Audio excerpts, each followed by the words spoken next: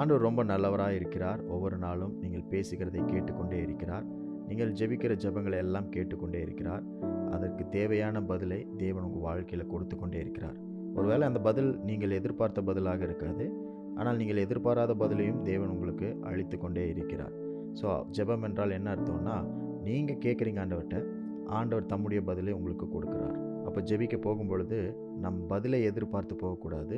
தேவனுடைய சித்தத்தை எதிர்பார்த்து, அவருடைய திட்டத்தை எதிர்பார்த்து போகும்பொழுது நம்ம ஜெபிக்கிற எல்லா ஜெபங்களுக்கும் தேவனுடைய பதிலை நாம் பெற்றுக்கொள்வோம். பவுல் இங்கே ஒரு ஜெபத்தை செய்கிறார், அதை நம்மளுக்கு கற்றுத்தருகிறார். எபேசியர் 1:17 நம்முடைய கர்த்தராகிய இயேசு கிறிஸ்துவின் தேவனும் மகிமையின் பிதாவுமானவர் தம்மை நீங்கள் அறிந்து கொள்வதற்கான ஞானத்தையும் தெளிவையும் அளிக்கிற ஆவியை உங்களுக்கு தந்தருள வேண்டும் என்றும் தொடர்ந்து மற்ற வசனங்களில் அடுத்தடுத்த காரியங்கள் சொல்லப்பட்டிருக்கு. ஆனால் இன்றைக்கு இந்த வசனத்திலிருந்து கற்றுக்கொள்ள வேண்டிய ஜெபம் இதுவாக இருக்கிறது.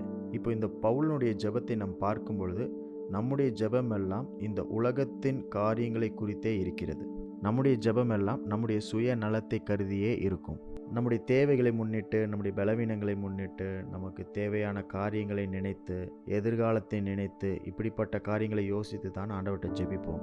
ஆனால் பவுல் ஜெபிக்கும் பொழுது வித்தியாசமாக ஜெபிக்கிறார். அப்போ நாம் வேண்டிக் கொள்ள வேண்டிய காரியம் என்ன அப்படின்னா, தேவனை அறிந்து கொள்வதற்கான ஞானத்தையும் தெளிவையும் அளிக்கிற ஆவிக்காக நாம் ஜெபிக்க வேண்டும். அதாவது தேவனை பற்றி அறிந்திடாத காரியங்கள், பார்த்திடாத காரியங்களை தேவன் நம்மளுக்கு சொல்லணும், வெளிப்படுத்தணும் அப்படின்ற அந்த ஆவியானவருக்காக நம்ம ஜெபிக்கணும். We have to pray for wisdom and revelation. Pavul எப்பொழுதுமே தன்னுடைய பிரச்சனைகளை நீக்க வேண்டும், உபத்திரவங்கள் மாற வேண்டும், நெருக்கங்கள் ஒழிய வேண்டும், இப்படியெல்லாம் ஜெபிக்காமல் எல்லாவற்றையும் எதிர்கொள்ள தேவையான தேவ பலனை கேட்பார்.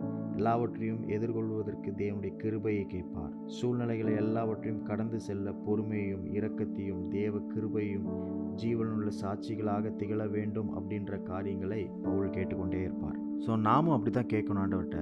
நம்முடைய பிரச்சனைகள் மாறணும், சூழ்நிலைகள் மாறணும் அப்படின்னு கேட்கறத விட்டுட்டு, அதன் நடுவில் தேவனுடைய வல்லமை வேணும், அதன் நடுவில் தேவனுடைய கிருபை, இரக்கம், வழிகள், தேவனுடைய ஞானம் வேணும் அப்படின்றத நம்ம கேட்கும் பொழுது தான் தேவன் தம்முடைய திட்டத்தின்படி, சித்தத்தின்படி அவருடைய ஞானத்தை நம்மளுக்கு வெளியாக்குகிறார். அவர் நமக்கு தெளிவை தருகிறார்.